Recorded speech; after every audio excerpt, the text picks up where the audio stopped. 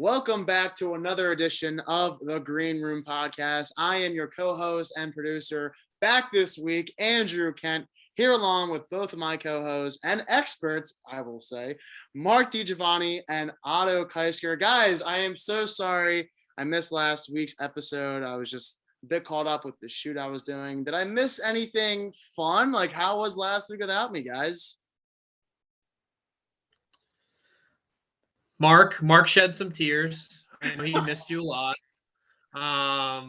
Talked a little bit of kicker and punter ball last week, and even did a little bit of a deep dive into free agency with where it stood last week. I think it was actually the day of the league year opening. It was a good conversation last week, right, Mark? Yeah, it was. I think we had a really good conversation, especially with all the trades that happened. We talked about Khalil Mack heading to LA, Russell heading to Denver. Obviously, we had a big trade today. Matty Ice heading to Indy. I guess the next question is, where does Baker Mayfield land? So we'll see what happens in the next few months. But, yeah, it's been a wild offseason. We talked about how the AFC West is basically just running the league at this point. For sure, yeah. Well, guys, at the end of the day, I'm just happy to be back on this week with both of you to be talking about two new positions for this year's draft: defensive tackle and offensive tackle. This is going to be apparently a pretty good draft on the defensive end as well as for the offensive linemen, as we've been talking about for a pretty long time now. So we are only 38 days away from the 2022 NFL draft. And as always, guys, let's start off by talking about first position, defensive tackle, and the overall strength of this position in the draft this year. Mark, why don't you talk about that? Yeah, I think right now it's an A. I think there's so many guys on this in this class who are going to be first and second round picks. Even guys who are going to get picked in the later rounds, we're going to have immediate impacts on the teams that they'll go be playing to in the future. So I think it's an A. We have some studs. I don't want to give some names away. A lot of people have been familiar with some of the names at the top of my list, but I think it's a really strong class this year. And then Otto, in terms of the DT position, what teams do you think are in the market for it this year? Yeah, it's a good question. When I think about the defensive tackles this year, first of all, I mean, this is really a position to me where, you've got your pass rush and defensive tackles, and then you got your guys that are more specific to the run game.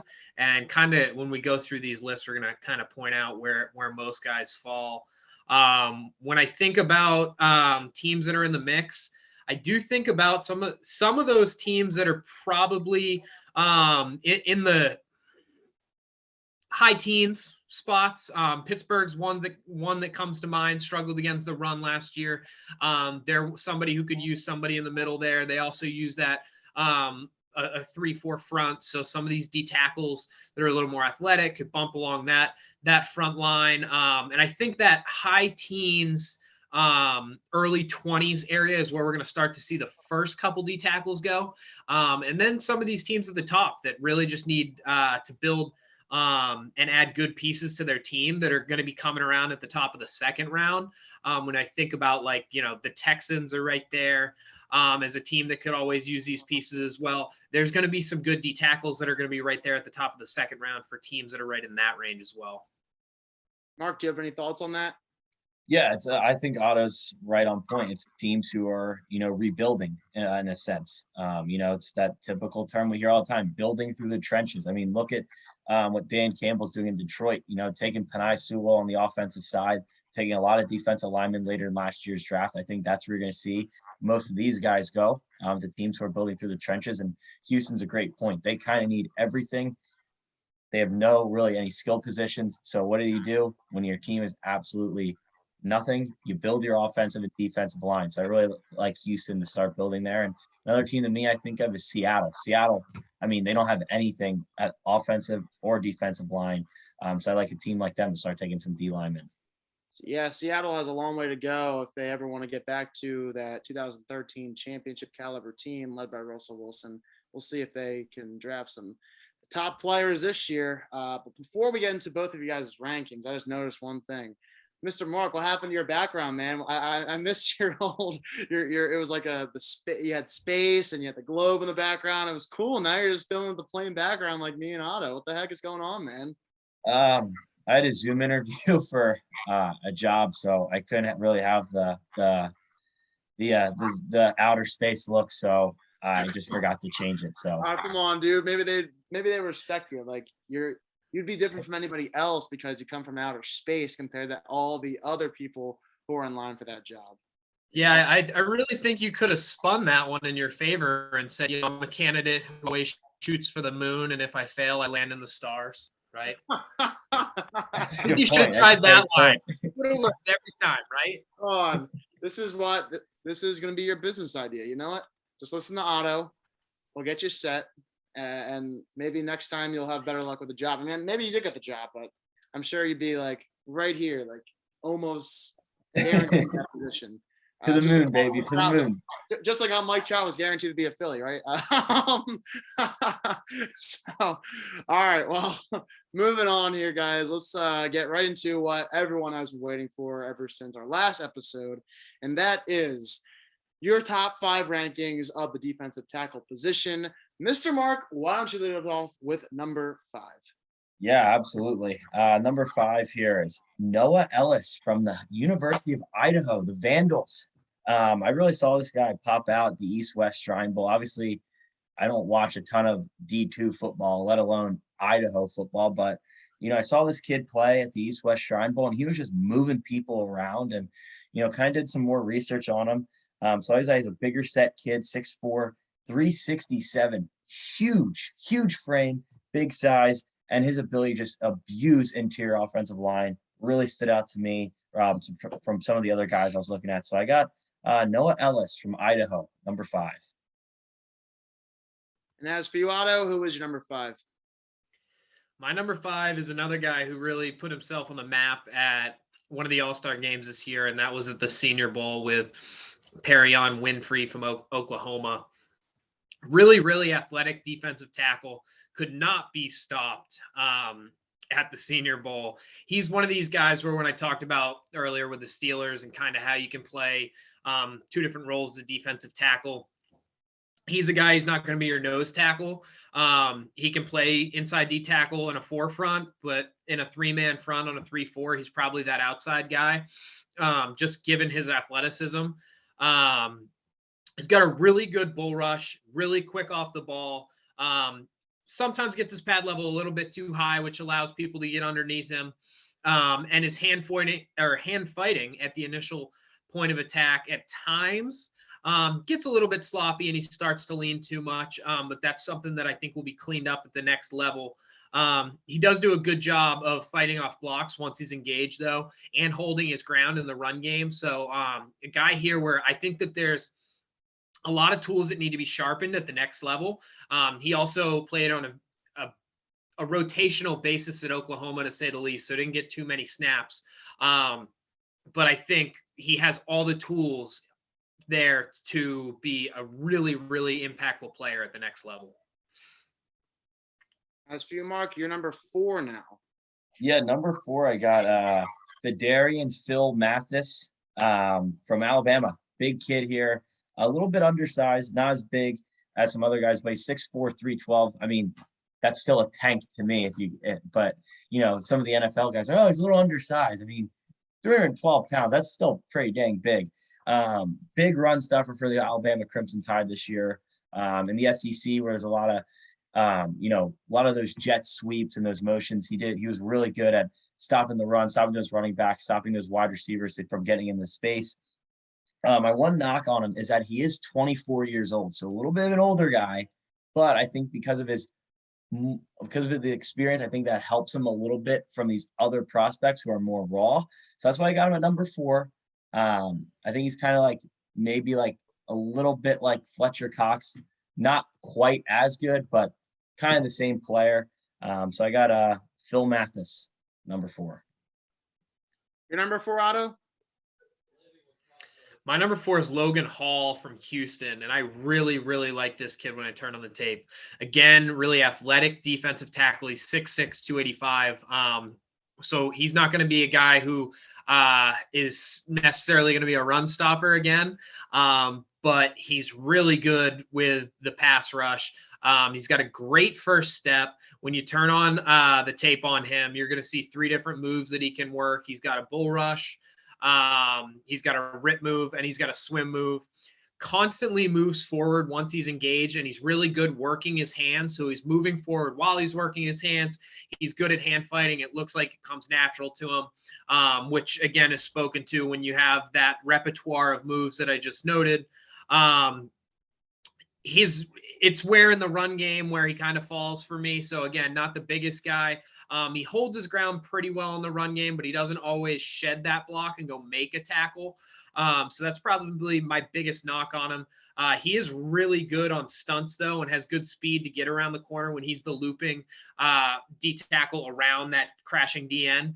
And he's versatile. He's played both sides of the line, bounced around a little bit. So I really do like him as an athletic D tackle that will be in the backfield constantly at the next level.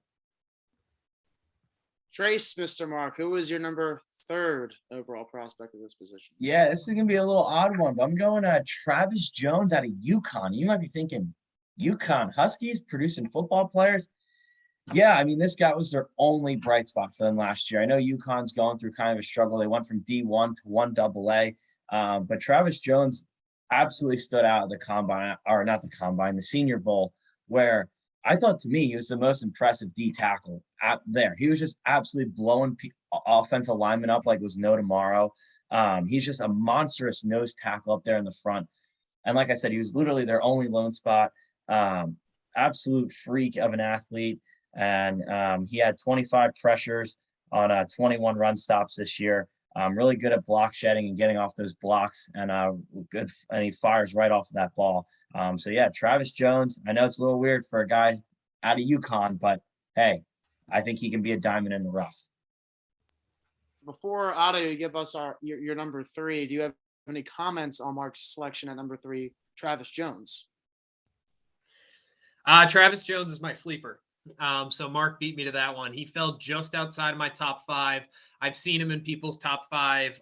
He tends to really be on that cusp for the top 5. So I think Mark has him a little bit high here, if I'm going to be honest, compared to my rankings. But I do like Travis Jones. I think when I looked through these rankings, I leaned more towards the athletic defensive tackles rather than the run stoppers. And Travis Jones may be the best run stopper out of all the D tackles that are in here, but I didn't see necessarily the tools to be a great pass rusher. So when I think about that, I think that you're really a rotational piece, and you're in to play certain downs like 1st and 10. That's typically not someone you take in the earlier rounds. So that's where I have Jones. I'll dive into him a little bit deeper as I talk about him as a sleeper later on. All right, then who is your 3rd at this position? Number 3 is Devonte Wyatt, the other Georgia defensive tackle. And Devonte Wyatt, I mean, we all know how good Jordan Davis is, but Devonte Wyatt, whether it's the actual season and the statistics that he had, or the numbers at the combine, I mean, he's right behind this guy. All his numbers line right up. Jordan Davis is a little bit bigger, so I guess the numbers are a little more impressive with the way that he runs and moves in the cone drills and such. But Devonte Wyatt's right there with him. They played alongside best friends at Georgia. He's a beast, man. He's a quick lineman, does a great job on slants because he almost always wins on that first step.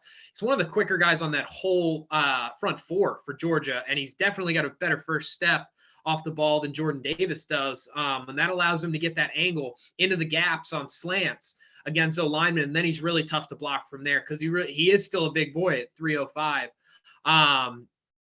He doesn't do a great job of hand fighting in one-on-one battles, which is why I have him at number 3. That was probably my biggest knock on him. He is a good player against the run, though. Doesn't always shed the block, but he holds his ground, and he does get off the block at times. And I love the effort that this guy plays with. I feel like I could say that about every single Georgia player. And obviously that is something that is contagious when you're on a defense that's like that, where they're swarming around. So you want to watch and see if that transfers to the next level with all of these guys.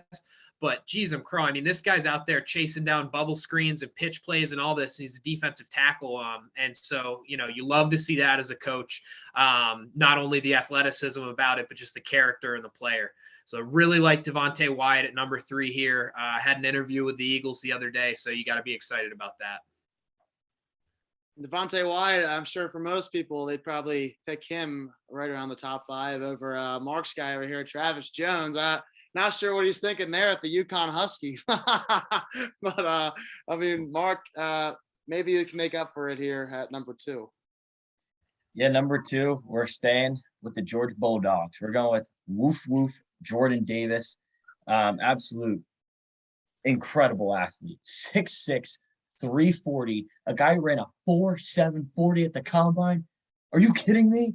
This dude, unbelievable freak athlete. I have him at 2 because at times when I watched Georgia this year, especially the SC championship, he did not perform at his best, and I was a little bit concerning for me. I think he gets a little too much media attention than his counterpart Devonte Wyatt, but still an incredible athlete, incredible defensive tackle, and he'll be great at the next level. I don't know if he'll be Aaron Donald. I'm just gonna put the brakes on that. He won't be Aaron Donald, but he'll be very good in the NFL. I definitely think he's gonna go in the top 20 picks. So yeah, I got Jordan Davis, number 2. Are you, Otto? Who is your second overall defensive tackle? Number 2 for me is DeMarvin Leal from Texas A&M. So they played really that 3-4 front, Texas A&M, and he tended to line up as more of an edge rusher a little bit, but he is he's seen as a defensive tackle at the next level.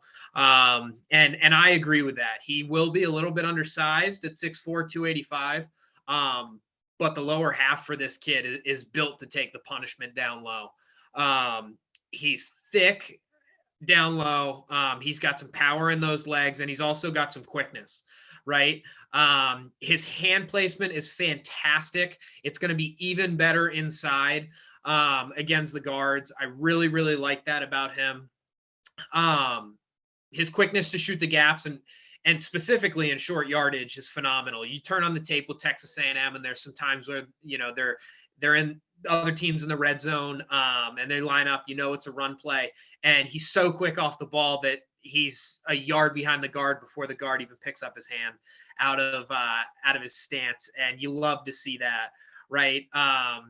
I spoke to the hand placement. The hand placement is great. He takes that hand placement, he transitions it into a swim move, which I think he has the best swim move out of all the interior D linemen that I've looked at. So I love that about him. That's another move that allows him to constantly play in the backfield against the run game. And then, I guess the only worry that I have about this guy, because I really like the athleticism and the move inside, and I think the way his lower half is built, he's just going to be a beast down there, especially against the run, playing in the backfield. The only knock is he hasn't played inside yet. I think it'll be an easy transition for him, but I struggle to put someone number 1 in my rankings when they haven't necessarily played in that role full time yet. So that would really be my one knock on him, but really like DeMarvin Leal coming out of Texas A&M. Well, Mark, what's your reaction to Otto's second overall? And of course, who is your first overall at this position? Yeah, I like DeMarvin a lot. I think he had a big year for Texas A&M. Big run stopper there in the SEC. And I mean, you just go up and down our list. Like, you can just tell the SEC just dominates college football in the trenches. And my number 1, I'm going Devonte Wyatt. I really loved him at Georgia. Obviously, he played right next to Jordan Davis. Just unbelievable talent. I think what put him ahead of Davis for me was like when Otto pointed out his ability to get out to the outside and stop those bubble screens. I mean, it's not easy to go chase down Jameson Williams, and then you add in that he's 315 pounds moving like a deer to go tackle that guy. That's why he's up there for me as athleticism. Incredible player, had an 89.9 grade from Pro Football Focus this season. One of the top players in the country. So yeah, I got Devonte, number 1. And of course, Otto, your reaction to Mark's number 1 and your reaction or your number 1 pick overall as well for that position. Hey, I just said I like Devonte Wyatt, and I think that these guys at the top can very easily be interchanged. But as far as my opinion on it, I think he's got the wrong Georgia guy, because I got Jordan Davis at number 1, so we're flip-flopped. Athletic freak. I mean, it is nuts, the numbers that this guy has put up. And you know what? Maybe not the 40 time, because when do you ever see a defensive tackle just run in a straight line? So how would you ever know what they're going to run for a 40 time? But the cone drills, none of that surprised me, because when you turn on the tape with Georgia, the quickness that this guy has in short spaces is outstanding. Right. The reason that he's at number 1 for me, I've already talked about how there's 2 different types of defensive tackles, right? There's the guys who can really, are kind of built more athletically to really play against the pass, and then there's guys that are kind of built to play against the run. Jordan Davis does both. He's built, he's huge in the middle. He can go and play nose tackle and be that absolute run stuffer, where the only chance in hell you have at backing him 2 yards, 2 yards off on a run play is if you take 3 linemen and hit him, right? But he's also so good against the passing game. He might even be a better pass rusher than he is a run stopper, right? He's got great quickness, which we already talked to. Again, they like those slants at Georgia, so that quickness helped him hit the gaps, just like Devonte Wyatt. The bull rush, obviously, at 340 pounds, if you go one-on-one with this guy, your center or your guard, whoever he's lined up with, they're in your quarterback's lap before he even makes a throw, right? And then you've got 6'6" with his hands up if he doesn't get there, and your quarterback's got to put that ball over him. So that's a nightmare. He's got a really good rip move, and he does well against stunts, or great understanding with stunts, I should say, on those blitzes. Him and Wyatt would do them together sometimes. Sometimes you see him and Trayvon Walker working together. But the thing that did it for me is, like, you're watching this guy go on a stunt, right? Trayvon Walker crashes, and Jordan Davis comes around on a stunt right to the outside, and that quarterback sees Trayvon, and they start to roll to the side that Jordan Davis is coming out on. So now Jordan Davis has contained. And you watch these plays, and the quarterbacks look down, and they see this mammoth, right? And they're like, oh, well, I'm just going to run out to the sideline, and I'll run right around him. Yeah, you can't. The guy just ran a 4.740, and he's great in short spaces, and he gets a sack every time. He sets the edge as well as a defensive end does. So, I mean, the athleticism is off the charts. He can do everything for you. And he's a great kid. You're going to see that in all the interviews. He's a great kid. He's got great effort on the field. He runs down plays the same way that Devonte Wyatt does. So, I love this kid transition in the NFL. I'm not saying he's Aaron Donald. No one is. So I know you guys threw that out there earlier. He's not that. But I love him transition in the NFL. And the only thing that scares me is, I know that they said that at times he would let his weight fluctuate in college, and being a bigger guy, that could be an issue. But you know what? If that's the only knock on him, geez, I'm crow, sign me up. This guy's a game changer. It's, somebody's going to transform their defense by picking Jordan Davis.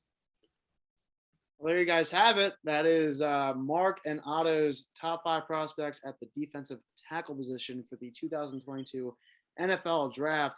We'll be eventually moving into the offensive tackle position on this episode. But first, as we always do, let's talk about a sleeper at this position. Otto, I know you were talking earlier about your pick, but why don't you talk a little bit more about that guy?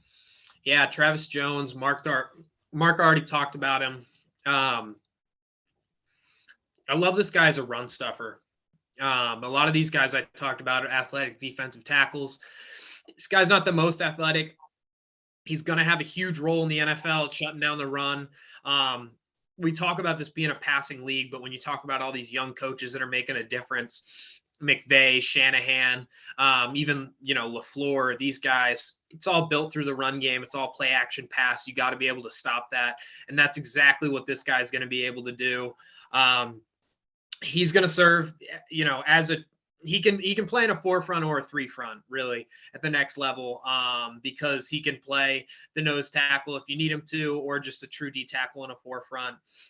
He's not the quickest guy, which again is why he's outside of my top 5, because I think he has specific roles. But you know what? If he is in on a passing down, he's got a heck of a bull rush, and he will probably make your quarterback at least change their landing spot because, you know, the center or the guard's going to end up in his lap. So I really do like Travis Jones in here. And for a team that's looking specifically to stop the run in there, like, you know, I already noted the Steelers are one of those teams, could be a good fit for a team like that. What about your sleeper, Mark? Yeah, I'm going with another big run stuffer. My boy, John Ridgway from the University of Arkansas, Pig Suey. This guy was one of their big bright spots down there. You know, Arkansas was going through, you know, a resurgence this year, if you will, down in the SEC, down in Fayetteville, Arkansas. And John Ridgway was their big run stuffer, helped out their entire defense, constantly took on double teams up front. Just love the way he plays and the way he can stop the run. So I got big John Ridgway, 6'6", 320 as my sleeper. Well, with defensive tackle out of the way, let's move right into Mark and Otto's rankings for the offensive tackle position. We know that a lot of teams this year had really bad offensive lines. You saw so many quarterbacks get sacked over and over again. If you're lucky, you have a quarterback who can run and get away from defensive line. But my God, I just saw so many quarterbacks this year get blown up. I'm surprised there weren't more injuries. It was crazy. Last year, I mean, 2020, you saw tons of injuries with players. Surprisingly, not as much with these quarterbacks this year. I mean, Carson Wentz somehow survived the season. That was a miracle in itself. So before we get into both of your rankings for the offensive tackle position, of course, let's go into the overall strength of this position. Otto, why don't you lead us off? Yeah, pretty strong class this year, evidenced by, you know, you look at the mock drafts and you see a bunch of these guys going right at the top. I do think that there's a little bit of a fall off after you get outside of really like the first three guys to me. And then, you know, I question the overall depth once you get into it. But, you know, probably a B+ if I had to like grade it for the strength of this position. Really like the talent at the top. Some of those teams at the top of the draft this year are going to be able to protect their quarterbacks for a long time with these guys. And then, Mark, who's a team that you think is best in line to draft this position this year? Yeah, I think there's a lot of teams, especially at the top. I'm looking at the Jacksonville Jaguars. Obviously, they had the number 1 overall pick this year, but they have to protect Trevor Lawrence. You took him number 1 overall last season.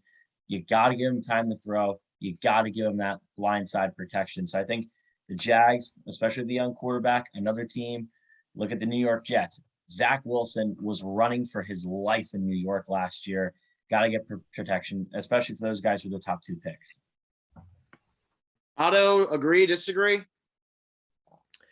I don't know whether or not Jacksonville will go there with the first pick just because they locked up Cam Robinson with the franchise tag. Team that I'm really looking at is the Giants, the other New York team there. We all know how bad that offensive line has been for a long time now. And, you know, Daniel Jones got sacked 5 times by Hassan Reddick 2 years ago, and now Hassan Reddick's in the division. So that's 10 sacks now a year for Daniel Jones if they don't shore up that offensive tackle position. So I'd say the Giants are going to need to improve that position, and they're in a prime spot to do it with 2 top 10 picks.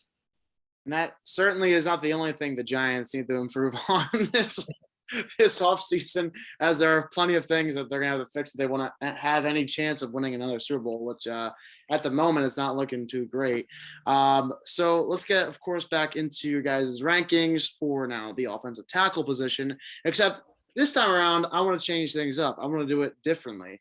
I want both of you to give your order, but you do it 5 through 2 just solo, and then the next person does 5 through 2, and then you both reveal your number ones, just to have a bigger reaction for the other person when it's their turn to go up. So I believe we started with Mark last time. So Otto, why don't you give us your number 5 at the offensive tackle position?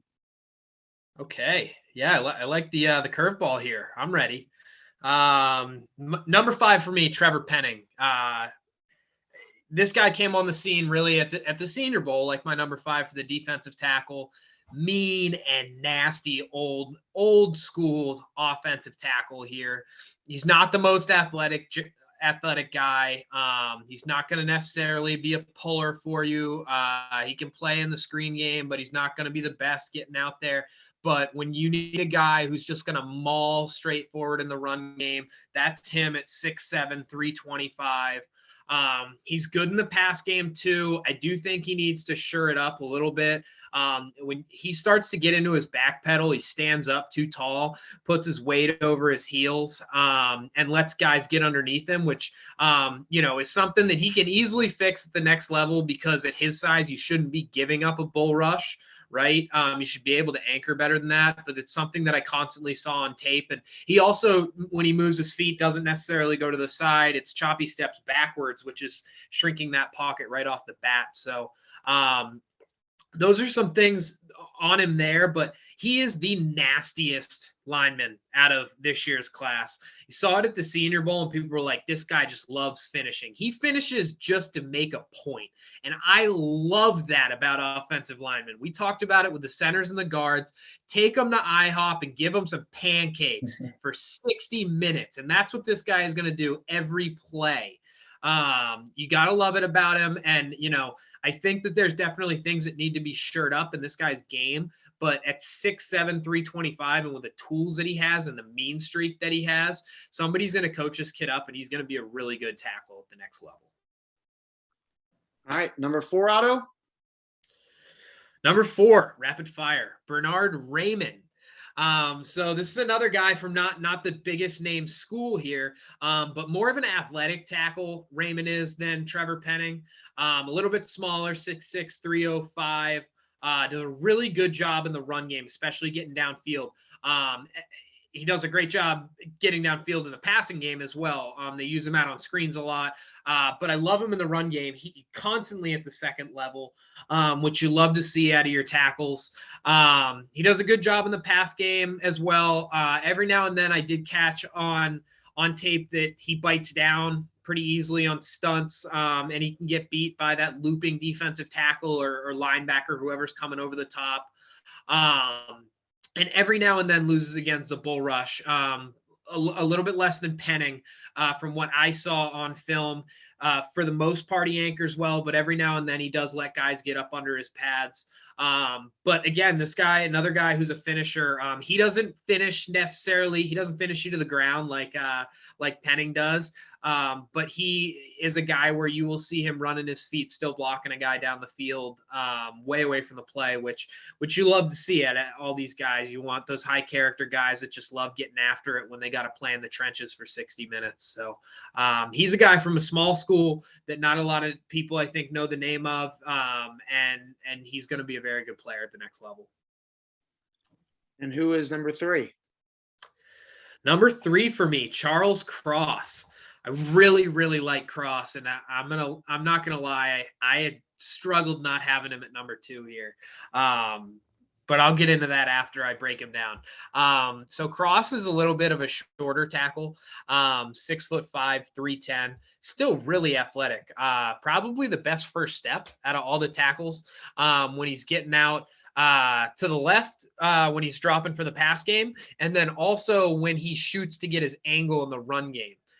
He always has the correct inside leverage angle in the run game on defensive ends and defensive tackles to be able to open up that hole and show the running back his butt, whichever way he needs to make that cut off of.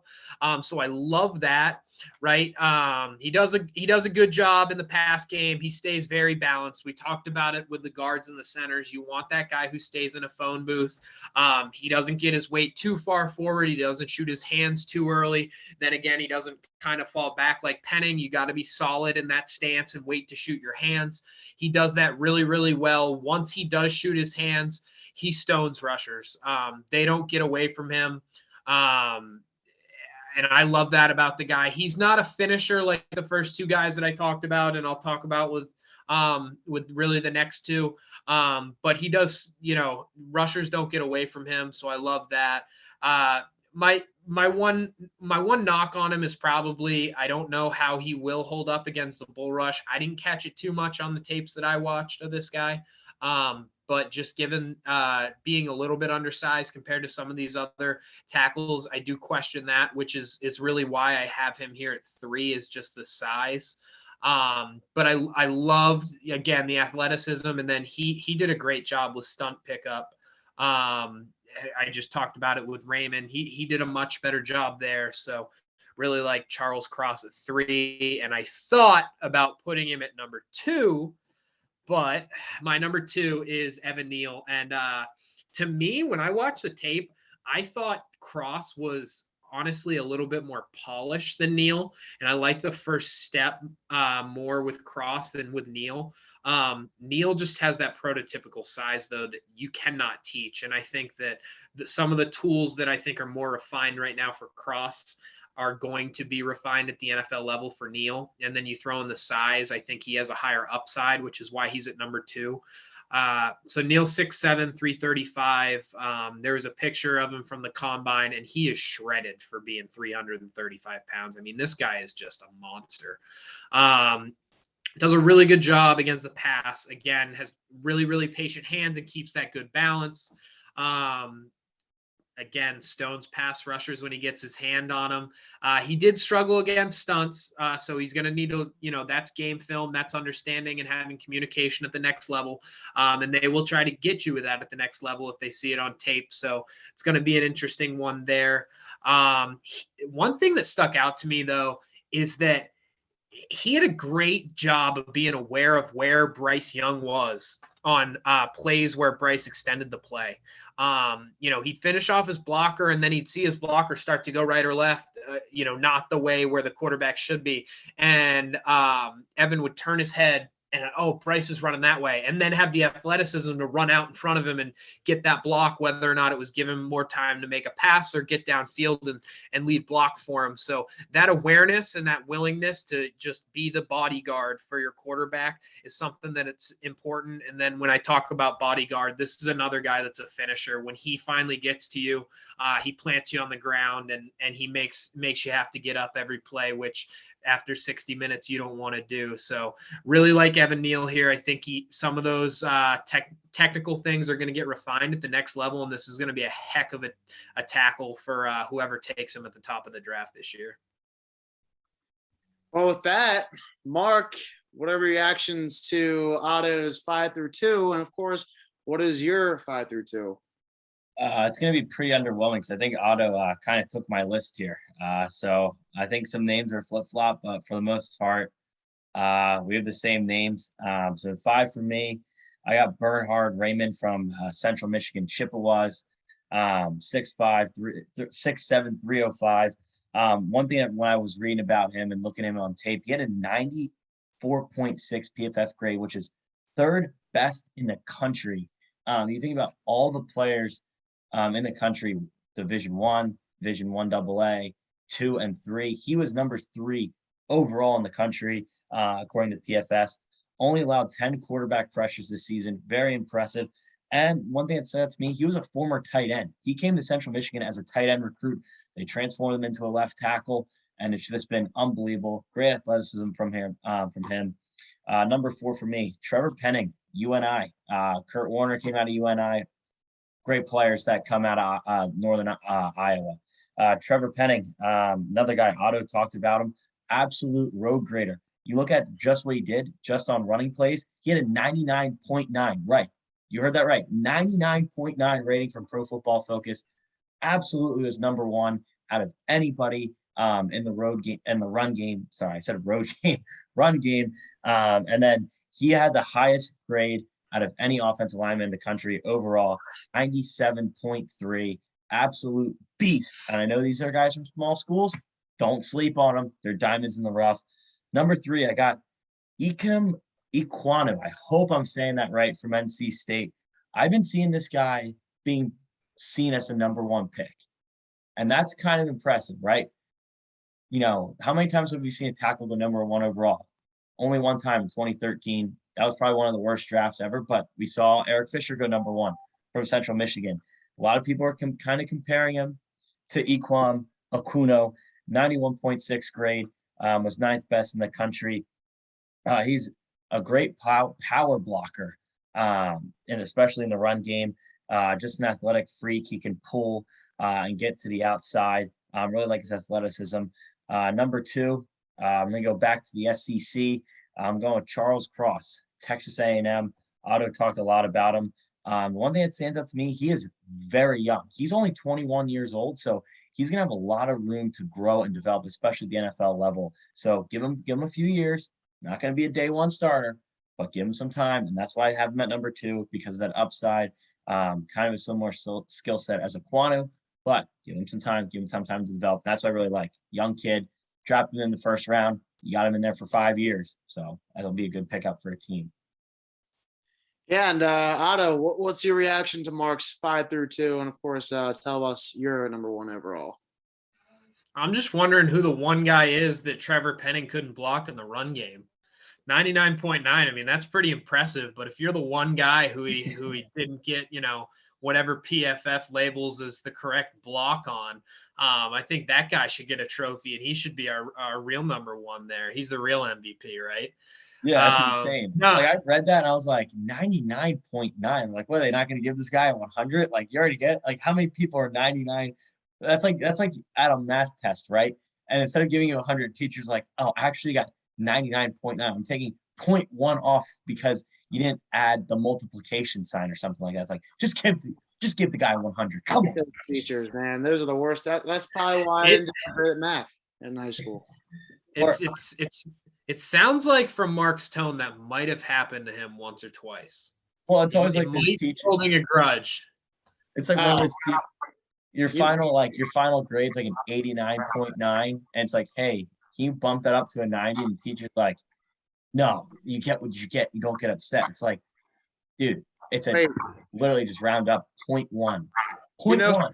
You know for a fact that happened in that algebra class you took freshman year, Mark, when you're like, for our major, we needed to take some kind of math class, and instead of taking like digital mapping, the easiest math I've ever taken in my entire life, just a map class, Mark's like, oh, I'm taking algebra, and apparently it didn't even count after all for Mark's major. It just ended up being like an elective or whatever. He's like, man, I'm taking algebra right now. It's awful.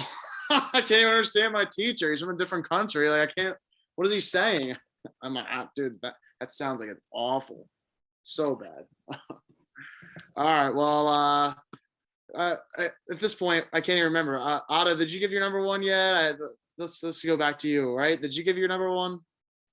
Yeah, I have not yet. So my number 1 is Icky Ekwanu, 6'4", 310. This guy is just a beast, period. I mean, this guy he leaves a trail of bodies on the ground behind him. He does it in the pass game, right? Which is like, normally when you talk about a road grader, like, yeah, run game, you fire off as a lineman. That's when you run through people's face. No, this guy does it in the pass game. He snaps people down to the ground like he's wrestling them. It's crazy, right? It's got the heaviest hands that I've probably ever seen with an offensive tackle. And when you look at the frame, right, he's not as tall as like Evan Neal, who's 6'7".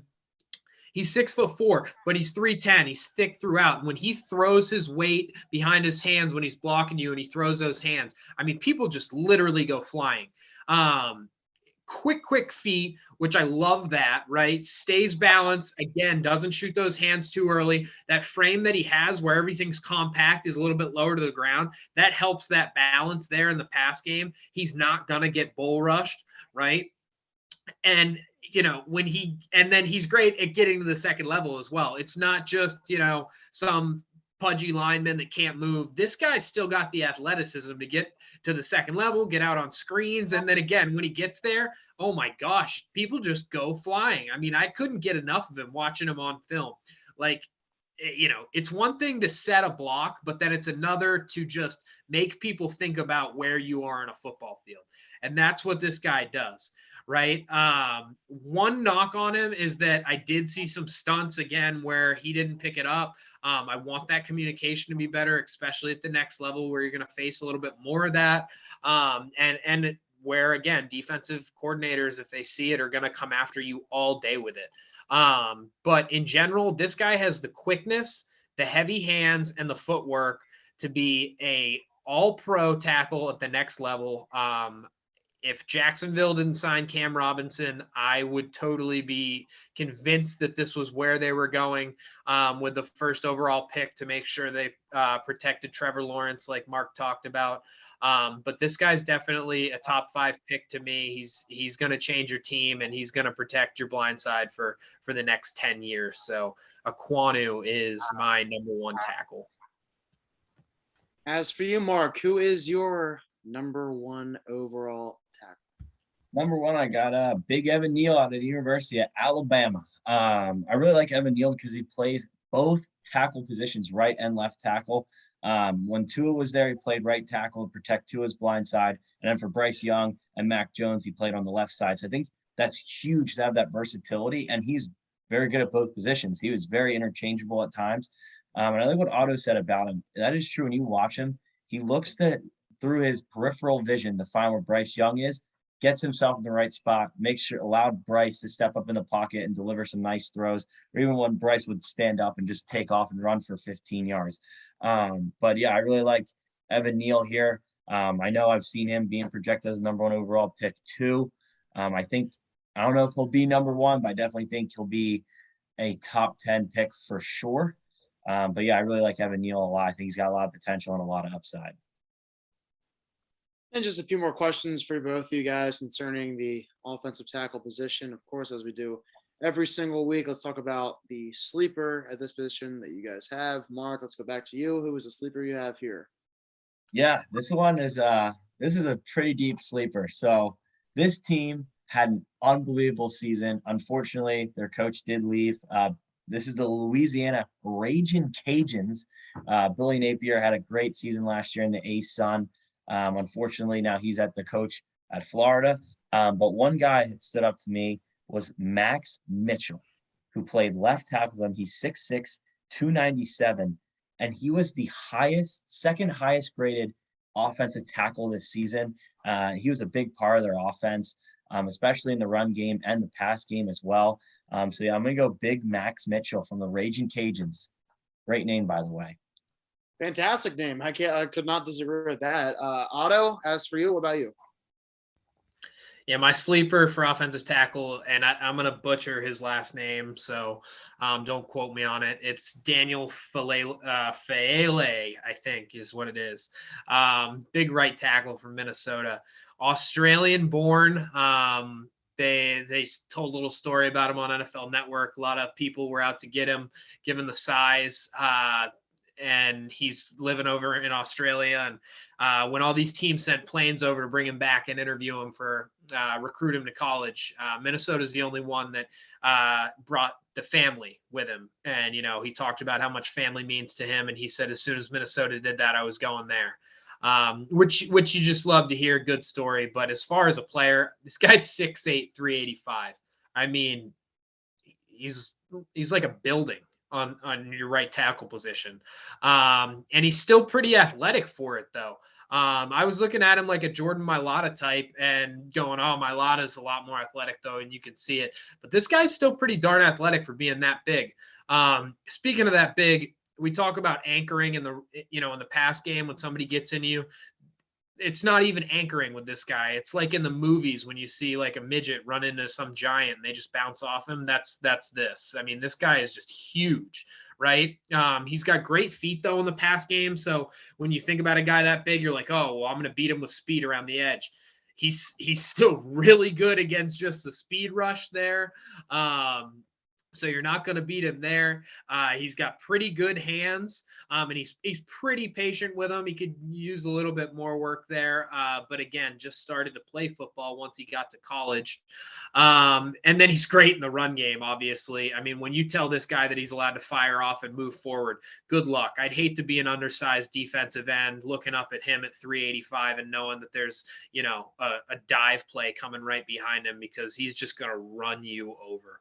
So I love this guy. I think, late second, early third round is probably where he's going to go. And, he's just a beast, a huge human being that is going to get refined at the next level and make a big difference. And we skipped the segment for the defensive tackle position, but let's talk about it for both combined. As for a player that you guys think out of either one of these positions would best fit the Eagles, who is one? Now you can pick either an offensive tackle or a defensive tackle. So if there was one you had to pick, who would it be? Let's start with Otto. Ooh, yeah. So I had my Eagles pick for both. I gotta go with the offensive tackle spot. It's a need that I don't think enough people have talked about, right? We don't know whether or not the Eagles are trading Andre Dillard. If they do, you need a backup at both spots, but specifically, Andre Dillard can't play the right side. We don't really have a backup if Lane Johnson goes down, and we know with his injury history in the past and him getting older, that's something that could happen, as well as you just want to have somebody underneath him for when he leaves and you want them to learn under Lane. So I'm going right back to where my sleeper was. Daniel Faele, again, butchering the name. This guy, I mean, just a great kid, right? So you want him to come in under Lane Johnson, who loves to teach, started the offensive lineman summit, right? You want him to get some years under Lane Johnson, and then this guy's going to take over. I mean, talk about getting refined skills. You're going to learn from Jeff Stoutland, the best O-line coach in the league. You got two older guys to look up to in Lane Johnson, who's playing your position, and Jason Kelsey. And then on the other side of the line, you've got a guy who comes from the same country that you're from and just learned how to play football as well. So whenever you're going through something, he just went through it too. And Jordan Mailata, this is a no-brainer move to me. I think it's a bigger hole on the Eagles roster than people are giving it credit for, is that backup right tackle, currently long-term starter there. And if you can pair this beast of a human being with Jordan Mailata, they're both from Australia, and let this guy learn under Lane Johnson, I mean, you're going to have bookend tackles for years to come. So I love the idea of the Eagles bringing this guy in for the right tackle position. What are your thoughts, Mark? Who's somebody that you would like to see on the Eagles between these two positions?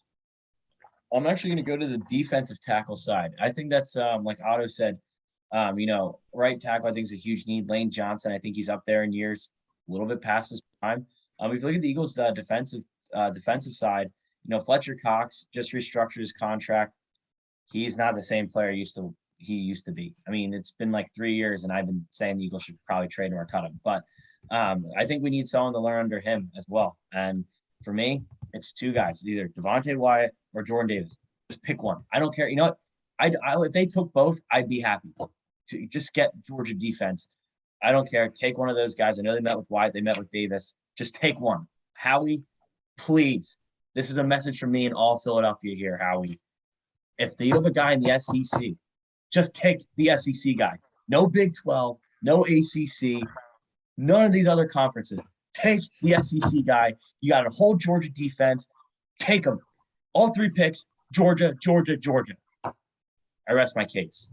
Remember last year when Howie picked the guy from Louisiana Tech, how upset one of the recruiters, whoever that was, he looked really upset with Howie's pick. He tried to give him a fist bump, and he denied him completely. He's like, come on, man. You picked the wrong player here. No, I will give Howie credit. That kid Milton Williams, actually played solid this year. But still, he played all right. I think he's got a lot of room to develop, but he did play pretty solid. So I'll give him that one. You got to go with the guy from the SEC no matter what. Doesn't matter where it is, who it is. When you look at one of his drafts where he takes Jalen Reagor over Justin Jefferson, like, bro, Justin Jefferson literally was lighting up the league in the SEC, and you're taking this dude from TCU who's terrible. Go look at his senior stats. He was awful. You know what Jalen Reagor said to Howie Roseman? Oh, you know why my stats are down? Oh, because my quarterback stunk. So you took that guy because he's throwing the blame on the quarterback? Come on, man. And he got a 3-year extension. Oh, why can't he just be a number? It makes me so mad. Angelo was 100% right. This guy is lost at GM. He better not mess up. This is probably the most important draft he's going to have. I mean, how many times are you going to have 3 first-round picks? I mean, that doesn't just happen. This is his most important draft, especially for a team that's building up. Sorry for my little rant here, but Howie Roseman's got to have a good draft. He has to. I wanted to ask you though, Mark, who would you rather have, J.J. Arcega-Whiteside or Jalen Reagor? I'd much rather have myself playing wide receiver than those two. Arcega-Whiteside couldn't even. That's what they always say. It's like, oh, you watch him. He has great catch radius. Just watch him in the Pac-12. He wasn't catching balls over anybody in the Pac-12. He's terrible. And he's playing. What is he doing? He's blocking. He's not even a wide receiver anymore. It's just like a special teams and a blocking guy who has a second-round pick on him. I mean, come on, man. Oh, it just makes me so. Can I just interject for a second? Or is your rant over? I don't want to interrupt. Yeah, I'm good. I'm fired up. Okay. I just want to throw one thing out there. Mark, I love you, but I've seen you play receiver, and I'd take Whiteside and Rager over you. I mean, I'll bet on myself, homie. I'll bet on myself. Give him the big contract. I want to see what he. Sign me up, Howie. Come on, the 24. Just give me 6 months to get in shape. Let's go. Yeah, the 24-year-old, 6 foot, 5'11", whatever, wide receiver out of Radnor, Pennsylvania. Mark, right. Let's see the kid. Let the man play. Him, and then you're, you know what? We can have EDP as your center. Let's go, baby. Here we go. Super Bowl. Let's go. You be the QB. I'll be the I'll be the water boy. Yeah, Andrew, you could be the QB's coach. Yes, exactly. Yeah. All right, well, guys, we're running up low on time here, so let's get through our last couple of segments. First, I want to throw in a quick fun one for you guys to talk over. But my question to you is, between these two positions that we've just been discussing the last hour, who do you think is the most overrated player out of either position? Let's begin with, I guess, Mark. You want to start? Oh, it's so tough to say. I'm going to say Jordan Davis just because he's gotten a lot of media attention. I think he's a great player, don't get me wrong, but I just think that media hype, I think he comes off as a little overrated, but still a terrific player. So I think all these guys are very properly rated. I just think it's the media hype that he gets. It's a little too much for me. Ronaldo?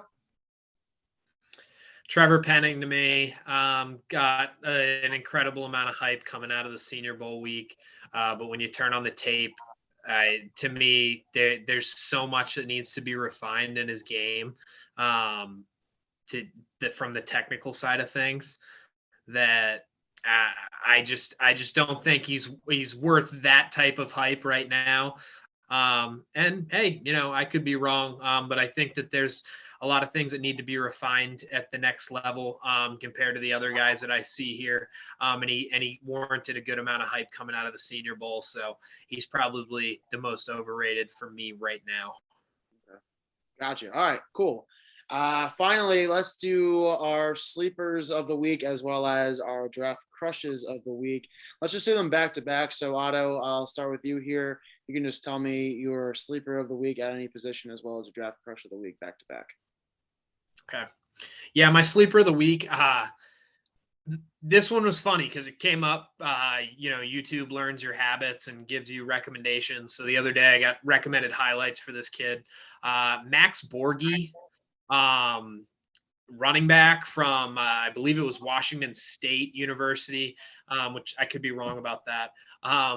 Not only was it his highlight tape, but it was comparisons to Christian McCaffrey, which of course is about as high of a ceiling as you could have for a running back. But you watch some of the film that this kid put together, and some of the cuts and some things are similar to McCaffrey. He's nowhere near being McCaffrey. I think he's more of a scat back than a true, between the tackles and being able to catch a ball out of the backfield. But he's a dynamic player here. He's 5'9", 210, 880 rushing yards last year, 5.5 per carry, 12 touchdowns, 9.5 yards per catch. Quick little back. Again, he's going to be dynamic in the passing game. When you get him out in open spaces, good luck taking him down. First tackler's always missing. He's got great lateral quickness, really good hands, and it's really tough to cover this guy on shake routes out of the backfield and wheel routes as well. So I really like this guy as being a late round pick that a team is going to want to pick him up and include him in their pass game. I think he's going to be real good at the next level. And then moving on to my crush for this week. So a lot of my crushes have been guys really like first round pick guys, top of the board. But as I continue to watch this guy week over week, somehow I always end up back watching film and end up back on this guy. He just blows me away. Sam Williams, the defensive end from Ole Miss, 12 and a half sacks, which is tied for 5th in the country last year. 4 forced fumbles. I already talked about it with David Ojabo. 2 things you want out of your defensive end. You want them to be able to create turnovers and go for the ball when they get there, and you want them to back people off the sticks with sacks. This guy did both. He wrecked games single-handedly for Ole Miss throughout the entire year, and we already talked about how good the competition is in the SEC and how a lot of those top tackles are from the SEC. Yeah, this guy just ran them all over. Where I actually first got hooked on him was watching him against Alabama, because he beat Evan Neal on multiple plays as a pass rusher, and that guy's about to go be a top 5 pick. This guy's not getting enough hype, just to be blunt about it. And, part of that is because of how loaded this year's defensive end class is. But the other part, I really don't know the other part, to be honest. This guy, it's 2nd round pick for me, probably. I wouldn't have any problem with him being in the mid 30s at the very top of the 2nd round. He ran a 4.46 40 at the combine. He wins with speed. He's got a rip move. He's great with a bull rush. He rotated and played both ends at Ole Miss. Motor that never stops, uses that motor in the run game, and plays tough in the run game, doesn't get blown off the ball. He's in the backfield on short yardage because he's so quick. He gets inside on those slants and gets behind the offensive linemen before they fire off. Again, I just can't say enough about this kid. I think he's got a full repertoire of moves. He's got versatility to move across the line, and he put the reps on tape against one of, if not the top offensive tackles in this year's draft, and beat the guy multiple times. So, I think this guy is a guy where if you can get him in the 2nd or 3rd round, you are absolutely stealing. And, I love turning on the tape of Sam Williams from Ole Miss. All right, well, we only have a few minutes left. So, Mark, why don't you just give your sleeper and your draft crush of the week real quick as well? Yeah, I'll go real quick here. Sleeper, I'm going to go with Chad Muma, linebacker out of the Wyoming. He was one of the most productive players, especially on that defense last year. He had a couple of picks, 21 pass breakups, and 68 defensive stops. Really great player out of Wyoming. I think you can get him possibly. I've been seeing him go in the 2nd round. So really good player there. And my draft crush, I know I keep sticking with the receivers. I'm going to keep going with it. Britton Covey out of Utah. I feel like every time I watch the Utah Utes, Cameron Rising kept hitting this kid in stride. He destroyed Ohio State in the Rose Bowl, destroyed Oregon during the regular season when they beat him twice this year, once in the regular season and then once in the Pac-12 championship. Britton Covey, absolute beast out of the slot. Hey, Howie, if you're looking for a sleeper receiver, I got him. Not an SEC guy, but I got him for you. I was going to say he's probably going to be better than Jalen Reagor anyway and be paid way less than him. So definitely got to keep an eye on at least him or another receiver, because clearly we need some more help surrounding Jalen Hurts and Devontae Smith. But anyway, that is all. Wait, I know we're short on time. Let me just quick question. Okay, go ahead. Yep. Mark's Slade Bolden or Britton Covey if you're making the pick? I might take Slade, honestly. Covey's a little bit older. He's 24 years old, so I might take Slade just based on the age disparity there. I was hoping you were going to go against the SEC and I'd catch you. Dang it. All right, guys. Well, that's all the time we have this week on the Green Room Podcast. As always, I am your co-host / producer, Andrew Kent, here alongside my co-host, Mark DiGiovanni and Otto Keisker. We will see you guys again next week. Thank you all for watching and listening.